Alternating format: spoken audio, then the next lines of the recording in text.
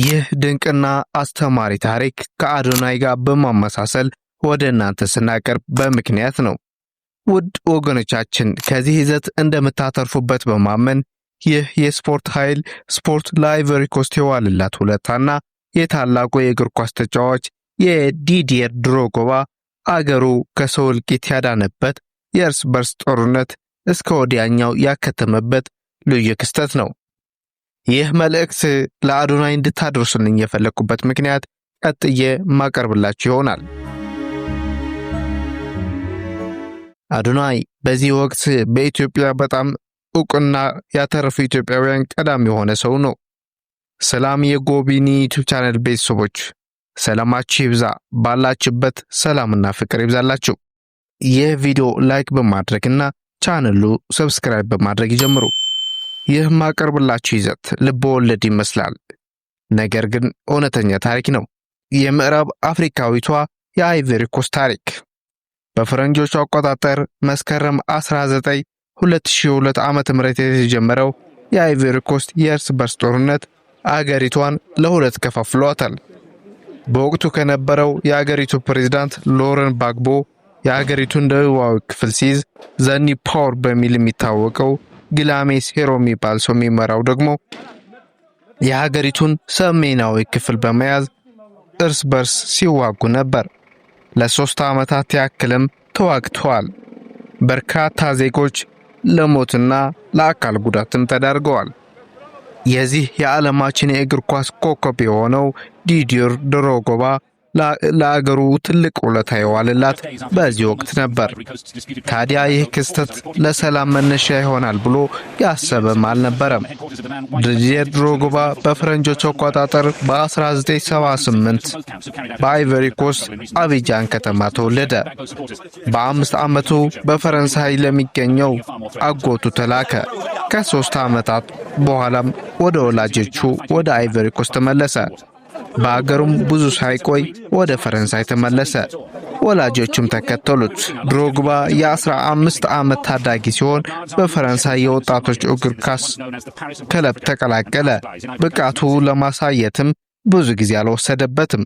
ወደ ፈረንሳይ ከፍተኛ ሊግ ክለብም አደገ። ከዚያም ወደ ፈረንሳይ ሊግ ክለብ ፈረመ። በፈረንሳይ ሊግ ከሚገኙ ታላላቅ ክለቦችም ተጫውቷል።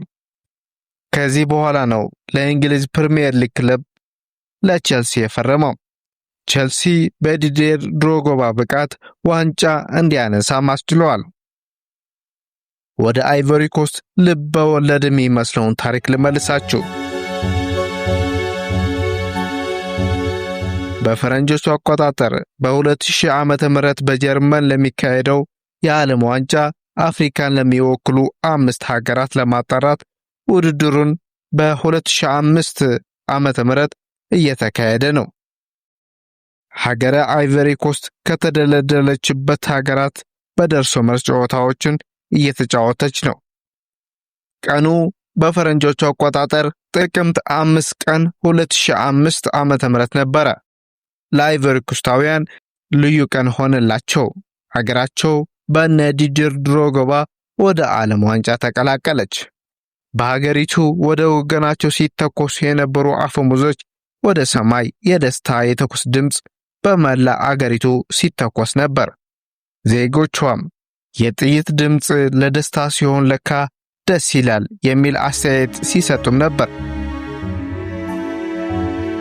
ዝሆኖቹ ተብለው የሚጠሩት የቡድኑ ተጫዋቾች ሜዳ ላይ ከነበረው ፈንጠዝያ በኋላ ካሜራማኑን አስከትለው ወደ መልበሻ ክፍል ገቡ። ዓላማቸውም ለሕዝቡ እንኳን ደስ ያላችሁ መልእክት ለማስተላለፍ ነበር። ቢሆንም በቡድኑ አምበል ዲዲየር ድሮጎባና ምክትል አምበል የሆነው ቡሉ ቱሬ ግን ማይኩን ይዘው ተቃቅፎ ወደ ካሜራውን ዞሩ። ዲዲየር ድሮጎባ ንግግሩ ጀመረ።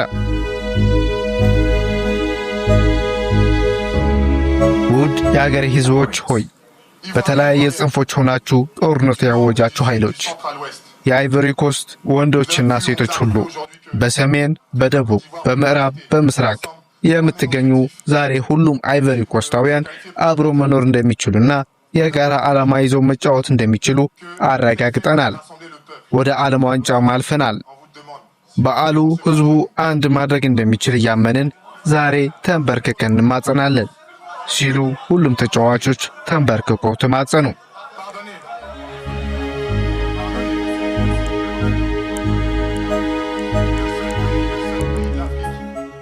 በአፍሪካ ውስጥ ብዙ ሀብት ያላት ሀገር ወደ ጦርነት መግባት ያለባት እባካችሁ መሳሪያችሁን አስቀምጣችሁ ምርጫ አድርጉ፣ መሳሪያ መተኮስ አቁሙ ሲል ድሮግባ ተማጸነ። ይህ የአንድ ደቂቃ ንግግር የቀጥታ ስርጭት መልእክት የአገሪቱ የቴሌቪዥን ጣቢያ ቪዲዮውን አውርዶ ለሙሉ ቀን ሲተላለፍ ዋለ። በዛ ሳምንት በአገሪቱ ምንም የተኩስ ድምጽ አልተሰማም። ከየደስታ የተኩስ ድምጽ ውጪ ብዙም ሳይቆዩ ሁለቱም ኃይሎች ወደ ድርድር ገቡ። ታርቀውም የጋራ መንግስት መሰረቱ። መከፋፈልና የእርስ በርስ ጦርነት እስከ ወዲያኛው ሸኙት። ድጋሚ እንዳይነሳም ደነገጉት። ስፖርት ሀገሪቱን ከመፈራረስና ከመበታተን ነፃ ወጣት። የሀገሪቷ ታሪክም ቀይሯል። ዜጎቿም ከሞት ተረፉላት።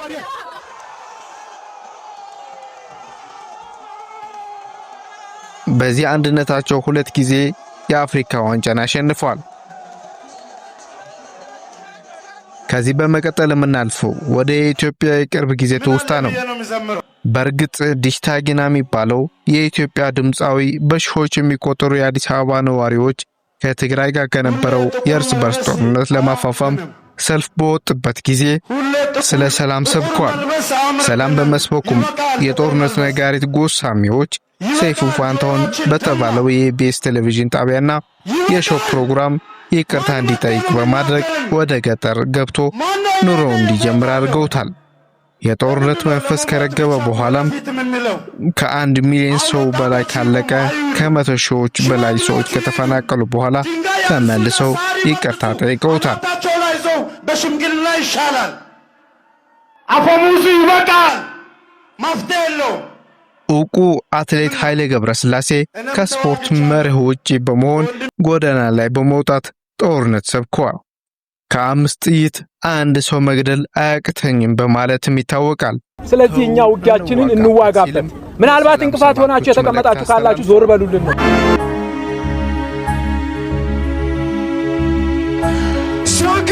ወደ መጨረሻው ስንመለስ ደግሞ አዶናይ እናገኛለን። አዶናይ በ20ዎቹ የመጨረሻ ዕድሜ ላይ የሚገኝ ወጣት ነው። አዶናይ በስደት ላይ በነበረው አስቸጋሪ ጊዜ ታሪኩን በግልጽ በመናገር ይታወቃል። ከቅርብ ጊዜ ወዲህም ሰግጥ ፈምስ በማለት ይታወቃል። ሰግጥ ለሚለው ይሉኝታን ሰጠው የፍልስፍና የምትፈልገውን ዛሬ ጀምር፣ ደፋር ሆን፣ አይነ አፋር አትሆን በማለት ይገልጸዋል። አዶናይ በዚህ ሰዓት በቲክቶክ ወደ 4 ሚሊዮን የሚጠጋ ተከታዮችን አፍርቷል። እሱ ኢንተርቪው ያደረገው የዩቲዩብ ቻናልም በሚሊዮን የሚቆጠሩ እይታዎችና ብዙ ተከታዮችን ሲያፈራ ይታያል። አዶናይና ድሮግባ ምን ያገናኛቸዋል ለሚል ሰዎቹ ሳይሆን አይቨሪ ኮስት በወቅቱ የነበረችበት ሁኔታና ኢትዮጵያ አሁን ያለችበት ስለሚመሳሰሉት ነው።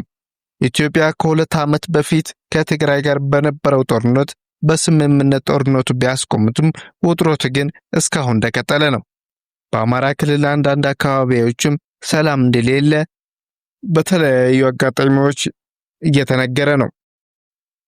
አዶናይ እንደ ኃይሌ ገብረስላሴ ሳይሆን እንደ ድሮግባ ነው መሆን ያለበት።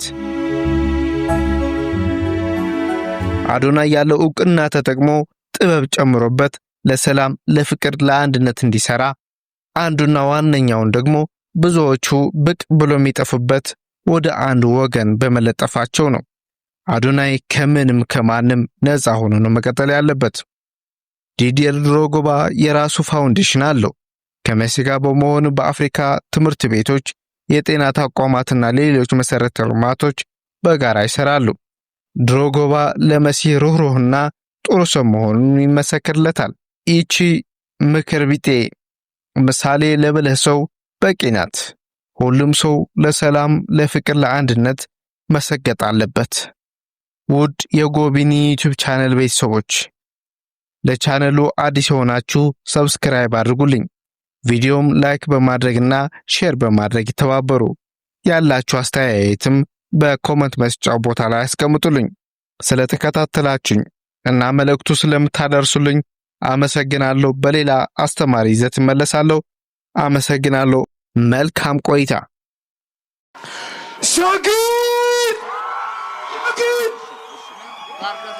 ሰግጠናል፣ ደርሰንበታል።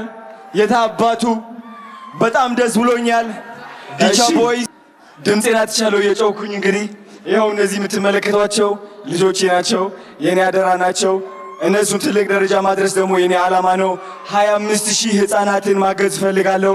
25000 አረጋውያን ማገዝ ፈልጋለሁ። አዶናይ ፋውንዴሽን ትልቅ ደረጃ እንደምደርስ ደግሞ እግዚአብሔር ራሱ ያውቀዋል። ስግጥ ፍምስ ቱር በኢትዮጵያ ይጀምራል። የመጀመሪያው እንግዲህ አዲስ አበባ ይሆናል። የኔ ዓላማ የእናንተ ኮንፊደንስ መገንባት፣ ማንም ሰው ሳትፈሩ ህይወታችሁ እንድትቀይሩ ነው። ቲክቶክን እንድታሸንፉ ነው። ስግጥ ፍምስ ቱር ጠብቁ። ወዳችኋለሁ። ቴንክ ዩ ሶ ማች። ቲክቶክ ክሬተር ኦፍ ዘ ይር የ2025 አሸናፊ ይሆናል። እንኳን ደስ አለ። እንግዲህ